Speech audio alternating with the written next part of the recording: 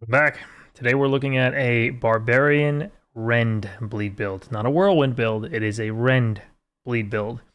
We'll look at this. This is the build that I will almost certainly be running day one hardcore in Diablo 4, launch day. I did pick aspects that I ideally want. You can look at them, look at the names. I won't go over the aspects because nature of RPGs, we can't guarantee we're going to get the aspects we really want. I did want to go here just to show off the abilities I want to use. And I wanted to show you the expertise. The reason I'm showing this is because the way expertise works is we can select an expertise, we'll get the benefit of it, and then the other expertise for the weapon we're using will take effect.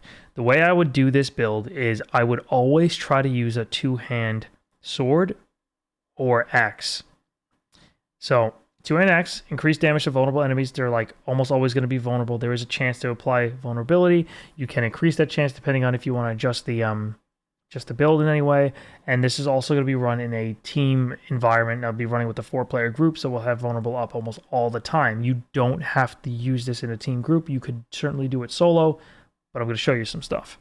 So, vulnerable. Two-hand axe, that's amazing. That is incredible. Increased critical strike chance against vulnerable enemies and increased damage to vulnerable enemies. Two-hand sword. 20% of direct damage you deal is inflicted as bleeding damage over 5 seconds. You deal 30% increased bleeding damage for 5 seconds after killing an enemy. Beautiful. Beautiful for the build. Definitely want to have that active at all times, along with the axe. And again, whatever weapon you're not using, whatever two-hand weapon you're not using, you want to use the expertise for that. So if you're using a two-hand sword for your slashing weapon, you'd say, I'm going to pick two-hand axe as my expertise, so I get the benefit of both. Moving on to the skill tree. Flay. Start with Flay, that's our bleeding damage. We only put 1 point in here. If you wanted to put more, you can, but you're going to hurt elsewhere.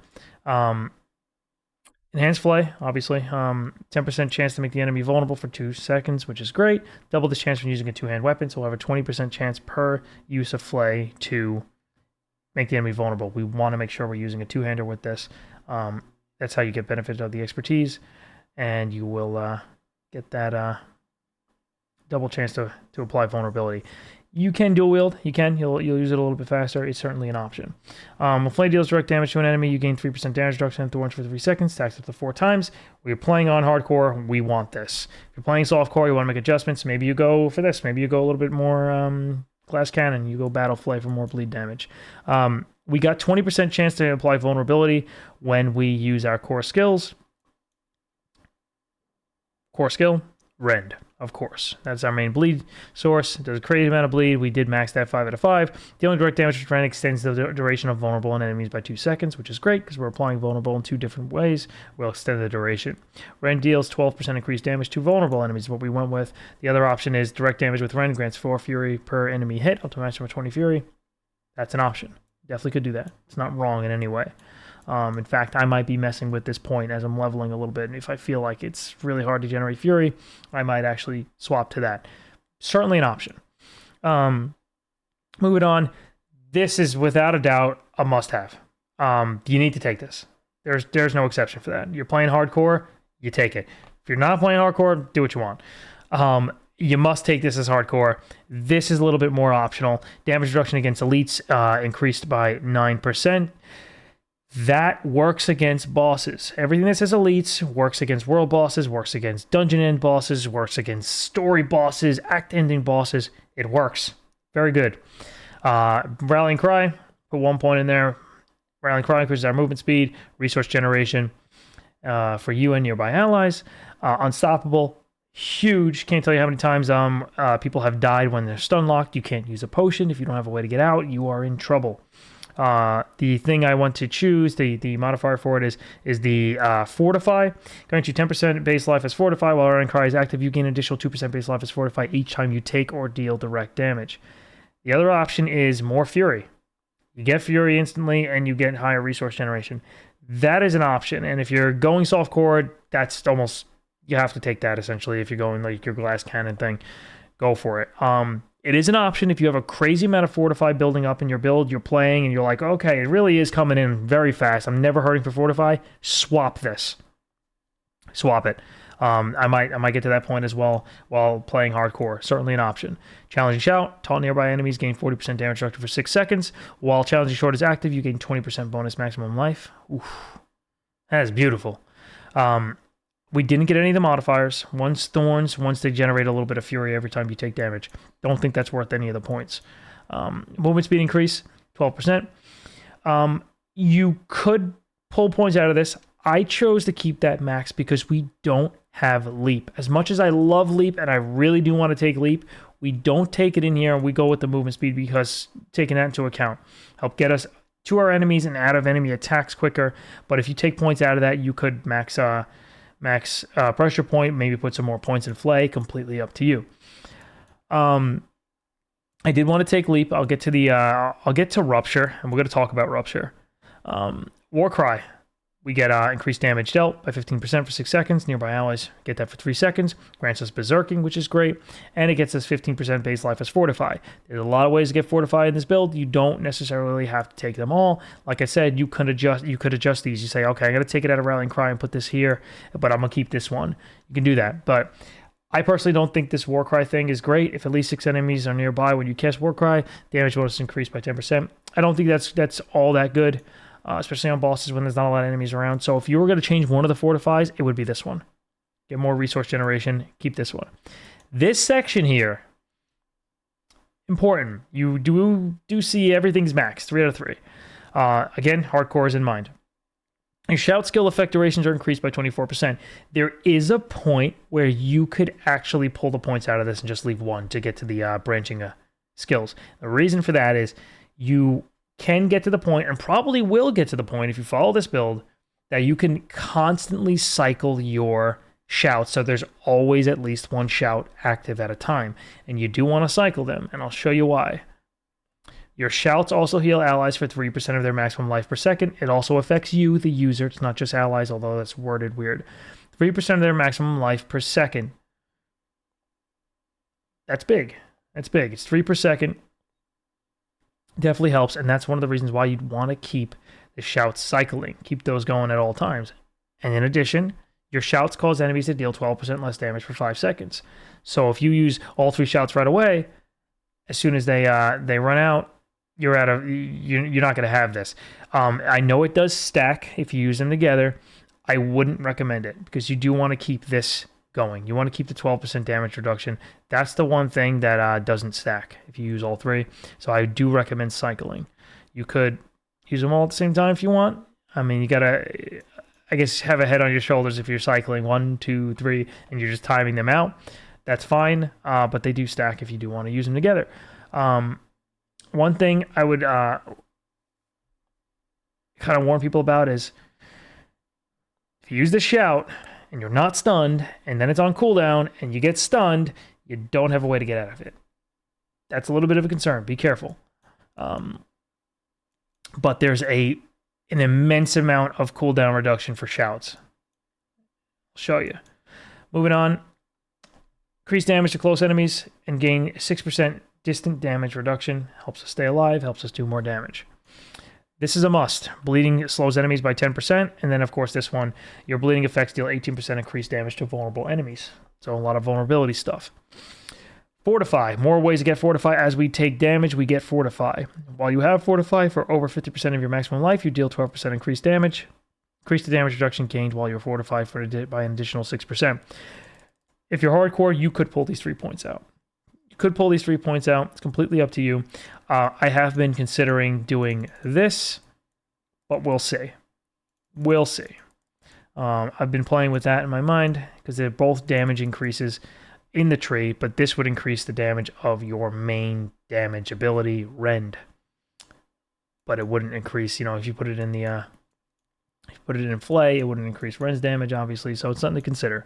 If you have Fortify up all the time, it's essentially a pure 12% damage increase, and you're not going to out-damage that by putting the points elsewhere. And ideally, you do have Fortify for over 50% of your maximum life, like, all the time. If you don't, you probably don't want to change any of these Fortify gathering talents. Keep them on. Now, Rupture. You don't have to take this, and I will likely drop it at some point. The reason being, this is more about this. Hitting at least one enemy heals you for 15% of your maximum life.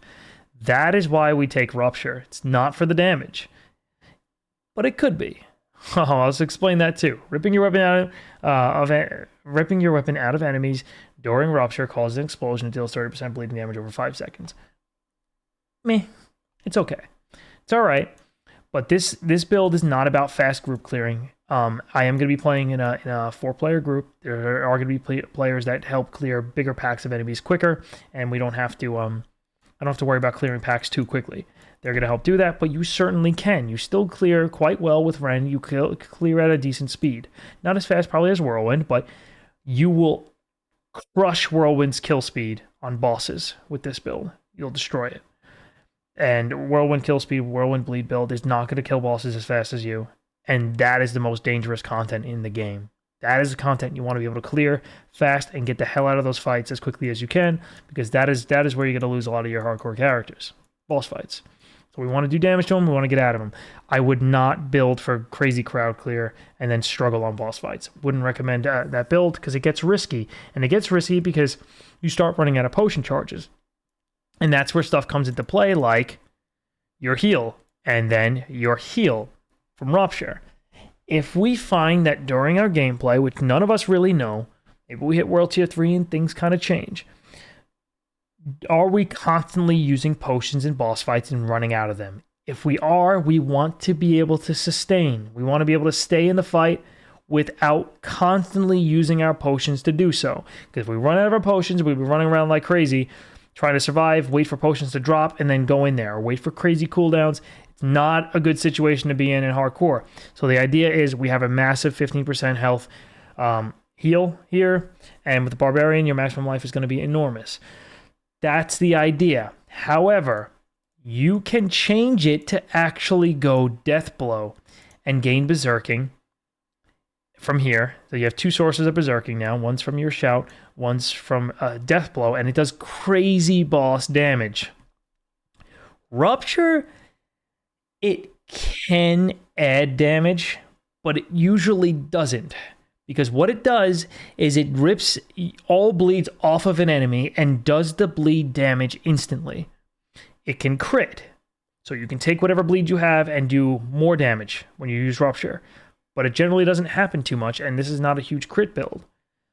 So it doesn't usually add damage to the fight. Because if you're fighting a boss and you have a 10,000 total damage bleed on him, and it's going to kill the boss, you might be able to just, run around and let it do its damage and the boss will die. Or you can use Rupture and kill the boss instantly. The other situation, which is more common situation, is you do 10,000 bleed and it's the start of the boss fight. And it takes the boss down to 70% health through that course of that 10k. If we use Rupture, it doesn't do much to help us. It's going to take the 10,000 damage anyway. It's not going to remove the damage. It's going to take that 10k bleed damage anyway throughout the course of the fight, and Rupture's not really speeding up the fight at that portion of the fight, the early stages. It only really comes into play to speed up reduce the duration of the fight at the very end, the killing blow. And you're not going to save much time. You're really not. It's really all about that heal. That's all it's about. It does add a little bit damage because of this. 30% of the bleed over 5 seconds. Well, it does 30% bleeding damage over 5 seconds. It's not bad, and it's a little bit of an AoE, can hit multiple targets, but it's not great. It's not great. It's barely adding any damage. If you truly want to add as much single target damage as possible, this is it. That's it. I know it's not bleed oriented, but it will be an incredible amount of damage. I promise you that. And you could get crits and overpower on this, and it could just be substantial damage.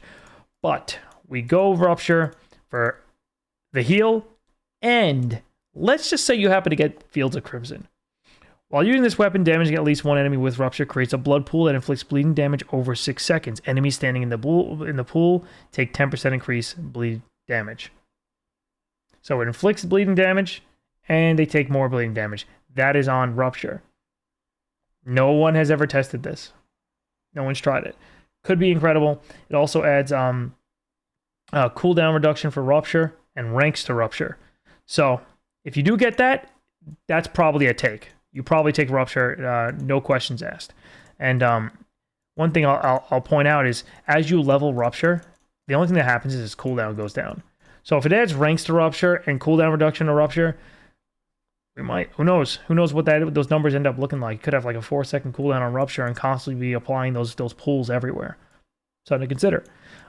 Moving on to the last thing, we don't take an ultimate in this build. You can if you want to. Maybe you drop Rupture and you go Wrath the Berserker or Call the Ancients or something. But I definitely think Deathblow or Rupture is the choice. Or maybe you really want Leap. Maybe you really like your mobility while leveling. I could see that. While leveling early on, that's probably what you would do. Saying, forget Rupture for now, I'm going Leap. But as you start fighting bosses, that's when that heal is going to come into play. That's going to help. And then, of course, Gushing Wounds.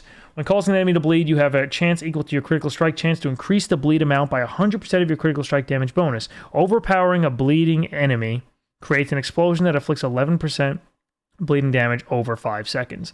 That is also something that Deathblow can help with. You know, you might stack a lot of bleeds, you hit him with Deathblow, it overpowers, does some extra bleeds. Paragon. Spot everyone's waiting for, right? All right. So, I'll say this 1,000 times, say it in like every video. If you don't take both the left and right side of this, you're creating a bad build. You're creating a horrible build. Please take both the left and right side. They have life nodes on the left and right side for every class. No matter what your build is, you should be taking the left and right side. They're the easiest to obtain life nodes. You can't get them easier. You should be taking them. And generally speaking, these are both great. For the Barbarians, they're incredible. Physical damage, life, more life, armor, life. It is just too good. You have to take both sides. We jet up here. 10% damage reduction against close enemies. We'd like to stay alive. We got our dexterity. We got our physical damage strength. We get our armor and strength when we jet up. Later on in the build, you could start pulling points out of like some of the stats if you wish to do so. Early on, I do recommend grabbing them. The stats are important early on. Jetting on up, we go from the starting board to a Warbringer. Warbringer. Don't I misread that for a second. Grants 40% bonus to all magic nodes within range. After casting a shout, the active cooldown of every other shout skill is reduced by 1.2 seconds. We have 3 shouts in here. That means every shout's going to get a 2.4 second cooldown reduction.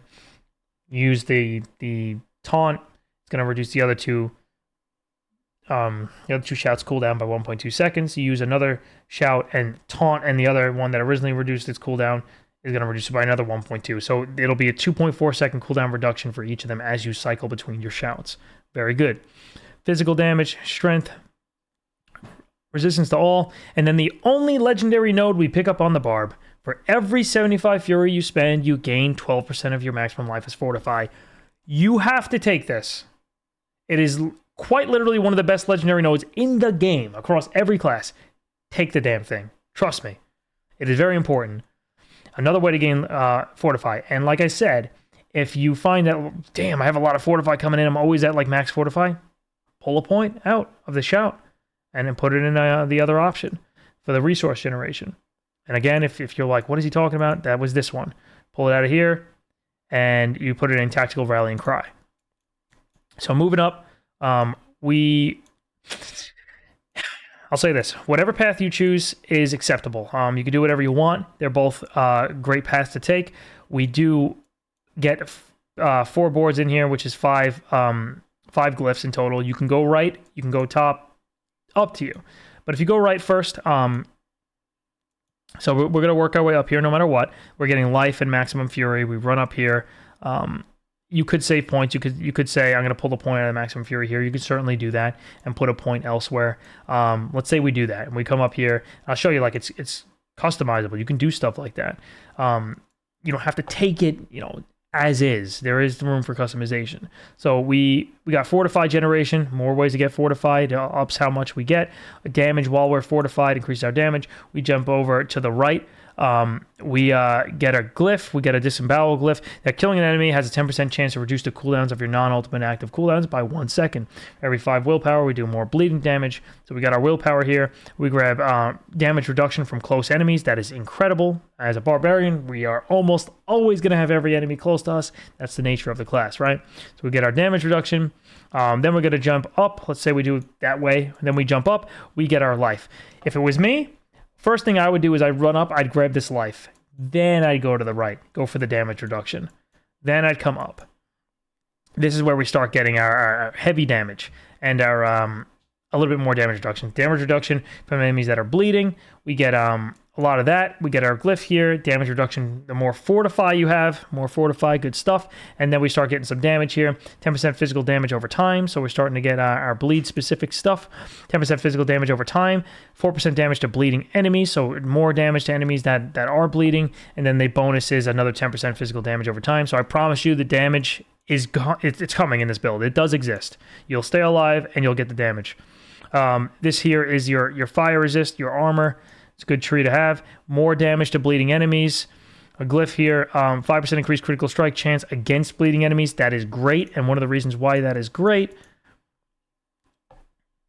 equal to your critical strike chance, increase the bleed amount by 100% of your critical strike damage bonus. So crit is good for the build. It's good to have there. That is a huge glyph. Please take that. Moving up, damage reduction from bleeding enemies down here. This is bleeding damage to bleeding and damage to elites. Huge nodes there. Good damage. And then we end off with our life nodes. I did take that 1 point out.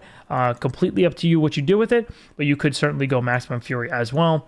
It's nice to kind of like have maximum fury for the sake of building up a huge fury pool before you move on to an elite. Like maybe an elite's on the right side of the screen, you build up your fury pool on weaker enemies, and then you just go rend.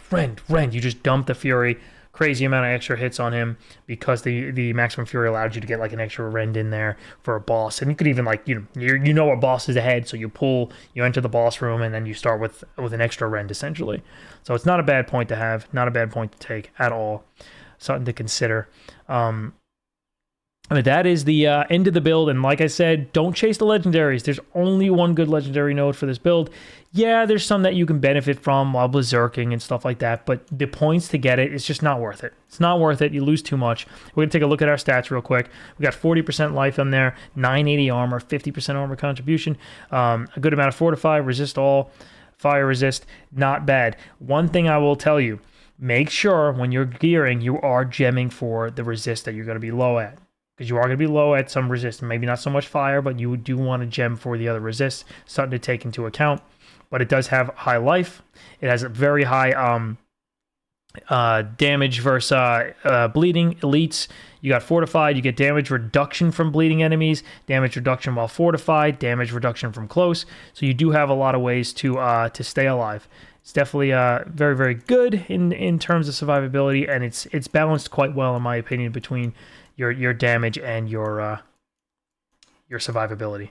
So, hope you guys like this build. Definitely the build I'll be rolling with off the bat.